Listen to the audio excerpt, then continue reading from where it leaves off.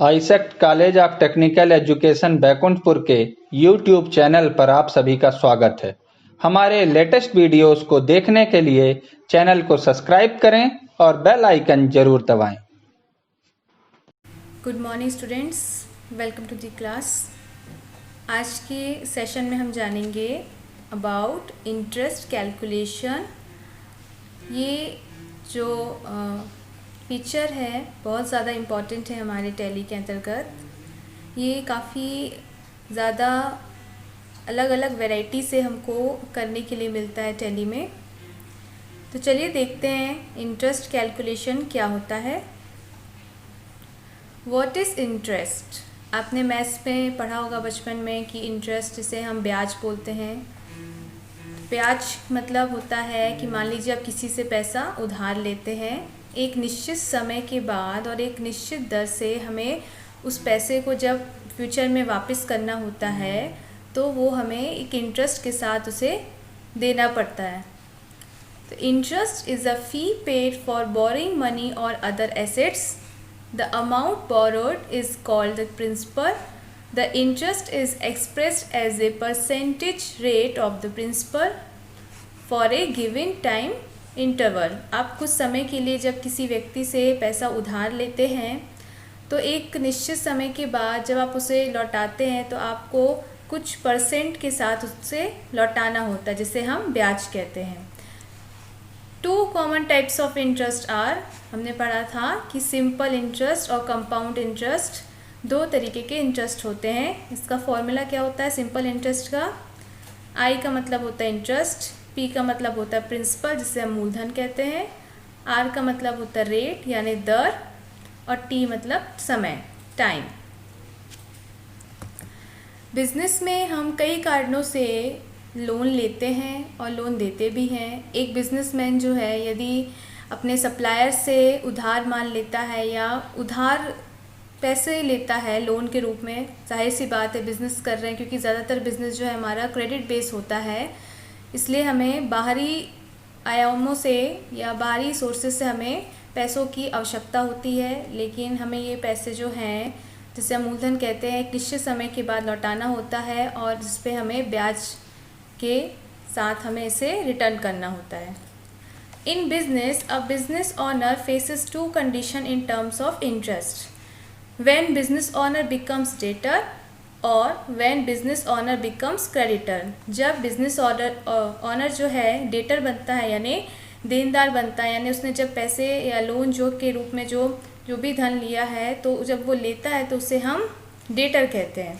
और जब बिजनेसमैन किसी दूसरे व्यक्ति को लोन देता है तो वो खुद क्रेडिटर बन जाता है। डेटर और क्रेडिटर, इसके बारे में हमने अकाउंटिंग टर्म्स में पढ़ा था।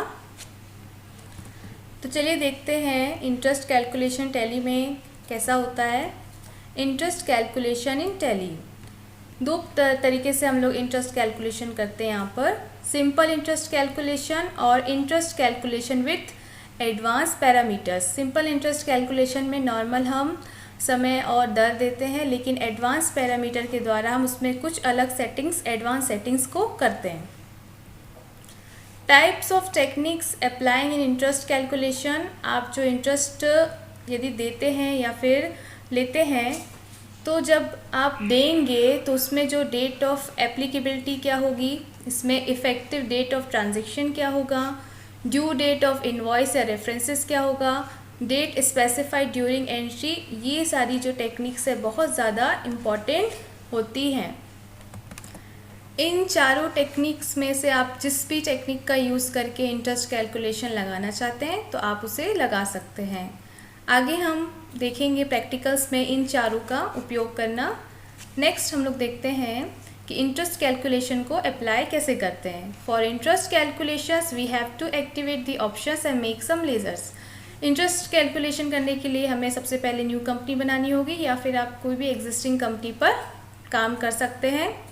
इसके बाद हमको जाना है after that press F11 plus F1 for accounting feature and select outstanding management के अंतर्गत आपको यहाँ दिख रहा होगा एक्टिवेट इंटरेस्ट कैलकुलेशन करके इसे हमें एक्टिवेट करना है। यहाँ पे आप नीचे देख रहे होंगे यूज़ एडवांस पैरामीटर, ये दूसरा ऑप्शन होता है। जैसे मैंने यहाँ लिखा है interest calculation with advance parameters, ये इसके लिए हम उपयोग करते हैं। तो अभी हम देखेंगे सबसे पहले इंटरेस्ट कैलकुलेशन जो सिंपल तरीके से होता है उसे। चलिए नेक्स्ट देखते हैं। When business honour becomes creditor, यदि आप एक बिजनेसमैन और यदि आप क्रेडिटर बनते हैं, तो क्रेडिटर तो उस वक्त बनेंगे जब आप किसी को लोन देंगे या उससे क्रेडिट पर लेन देन करेंगे। तो ऐसे में हमें टैली में बनाने होंगे दो प्रकार के लेज़र। एक होगा कस्टमर का लेज़र जिससे आप लोन देंगे और उसका ग्रुप नेम होगा सन्ड्री डेटर, और दूसरा हम बनाएंगे सेल्स का लेज़र जो है अंडर ग्रुप जाएगा सेल्स में। इसके बाद हमें जब हम लेज़र बनाएंगे कस्टमर का, तो वहाँ पे हमें maintain business balances bill bye bill का ऑप्शन को है वो एक्टिवेट करना होगा। यदि हम इसको एक्टिवेट नहीं करेंगे तो इसके साथ जो हमें बिलिंग का जो लेन देन जो है हमें देखना है वो हम ठीक प्रकार से नहीं कर पाएंगे और इंटरेस्ट कैलकुलेशन में हमको फिर प्रॉब्लम जाएगी। इसी तरीके से यदि when business honour becomes debtor, जब बिजनेस ऑनर जो है वो डेटर बनता है, यानी कि जब वो किसी से लोन लेता है, तब ऐसी कंडीशन में हमें सप्लायर का जिससे कि वो लोन लेता है उसके लिए हमें बनाना पड़ेगा लेज़र जो कि जाएगा अंडर दी सन्ड्री क्रेडिटर के लिए, और परचेस का लेज़र बनाना पड़ेगा जिसका ग्रुप नेम होगा परचेस। इसमें भी हमें जब हम सप्लायर का लेज़र बनाएंगे तो वहाँ भी हमें maintain balances bill bye bill को एक्टिवेट करना होगा। नेक्स्ट है मेंटेन बिल वाइज डिटेल्स। क्या होता है, आइए इसके बारे में जानते हैं। If we make an entry to a ledger that needs bill wise details, we have to give the details of the bill at the voucher entry itself। जहाँ मैंने बताया कि आपको जो बिल वाइज डिटेल जो है इसको एक्टिवेट करना पड़ेगा, जैसे कि हमारे इंटरेस्ट कैलकुलेशंस के लिए हमको ऑप्शन को एक्टिवेट करना था, वही हमें मेंटेन बिल वाइज डिटेल को भी एक्टिवेट करना होगा। इसको एक्टिवेट करने के बाद जो कि ये रिलेटेड लेज़र में नज़र आता है, जब हम इसकी वाउचर में एंट्री करते हैं तो ये हमें बिल्स की डिटेल बताता है। It is so that the details of creditor and debtor are maintain at the invoice level, ताकि हम जो भी लेनदार या देनदार से डील करते हैं उसकी डिटेल्स के बारे में, उसके साथ हम कैसे बिल्स को मेंटेन करते हैं इनवॉइस लेवल पर और वाउचर लेवल पर, तो इसे हम बिल वाइज अकाउंटिंग सिस्टम कहते हैं। सीधी सी बात है, यदि आप किसी क्रेडिटर के साथ लेन देन करते हैं या डेटर के साथ लेन देन करते हैं, क्योंकि ज़्यादातर हम जो बिज़नेस जो है क्रेडिट बेस पे करते हैं, उसकी बिल को हमें आगे रेफरेंस के लिए ले जाने के लिए, और मान लीजिए फिर आप बाद में उसको पे करते हैं, तो इसके लिए हमें बिल वाइज डिटेल की आवश्यकता होती है। प्रैक्टिकल जब हम करेंगे तो ये आपका जो डाउट है वो क्लियर हो जाएगा। चलिए देखते हैं कि टाइप्स ऑफ रेफरेंसेस क्या होते हैं। बिल वाइज डिटेल में भी अलग अलग रेफरेंसेस होते हैं। फर्स्ट है यहाँ न्यू रेफरेंसेस, फिर है अगेंस्ट रेफरेंसेस, एडवांस रेफरेंसेस और on account references. New references का मतलब होता है न्यू बिल के लिए। ये परचेस और सेल्स दोनों में होता है। जब भी हम खरीदें या माल बेचें तब हम न्यू रेफरेंसेस को सेलेक्ट करते हैं। अगेंस्ट रेफरेंस का मतलब होता है जब हम न्यू रेफरेंस के द्वारा माल खरीदे व बेचते हैं तब हम उसी विक्रेता व क्रेता को पेमेंट व उससे कैश रिसीविंग भी करते हैं। इस प्रकार से कह सकते हैं कि अगेंस्ट रेफरेंस का यूज़ जो है हम पेमेंट और रिसीव्ड वाउचर में करते हैं। इस ऑप्शन का यूज़ परचेस रिटर्न और सेल्स रिटर्न के लिए भी किया जाता है। नेक्स्ट है एडवांस रेफरेंसेस। एडवांस रेफरेंसेस जब हम किसी पार्टी से एडवांस कैश लेते हैं या एडवांस देते हैं तब हम इसे सेलेक्ट करते हैं। जैसे किसी पार्टी ने हमें एडवांस पेमेंट किया है या फिर इसे सेल्स वाउचर की एंट्री में हम दिखाएंगे।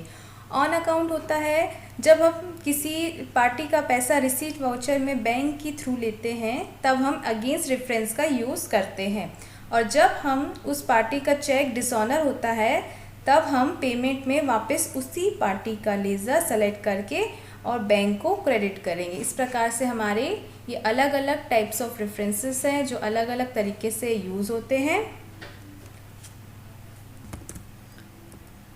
चलिए अब देख लेते हैं डेबिट और क्रेडिट नोट।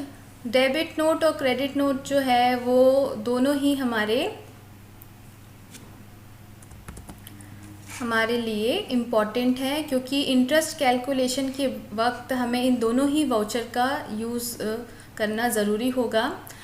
देख लेते हैं डेबिट नोट और क्रेडिट नोट क्या होता है। इसका short, we can pass the entries of purchase return and sales return in journal voucher, but somehow journal voucher mode is not for invoice items vouchers like look like. That's why we use debit note and credit note for some other transaction. देखिए, हम purchase return और sales return का entry तो journal voucher में भी कर सकते हैं, पर ये इतना सूटेबल नहीं होता है कि हम उसको जर्नल वाउचर जो है वो इनवॉइस मोड पे कन्वर्ट नहीं हो पाता है। तो इस कारण से हम डेबिट नोट और क्रेडिट नोट का यूज़ करते हैं for purchase return and sales return जैसे एंट्रीज के लिए। देख लेते हैं use of debit and credit note. Debit और क्रेडिट नोट का यूज़ होता है फॉर परचेस रिटर्न और सेल्स रिटर्न वाली ट्रांजेक्शन्स के लिए, डिस्काउंट टाइप के ट्रांजेक्शन्स के लिए, for interest receivable and interest payable. जब हम इंटरेस्ट रिसीव करते हैं और इंटरेस्ट पेबल करते हैं तब हम इसमें वाउचर क्लास बनाकर इसका यूज़ करते हैं।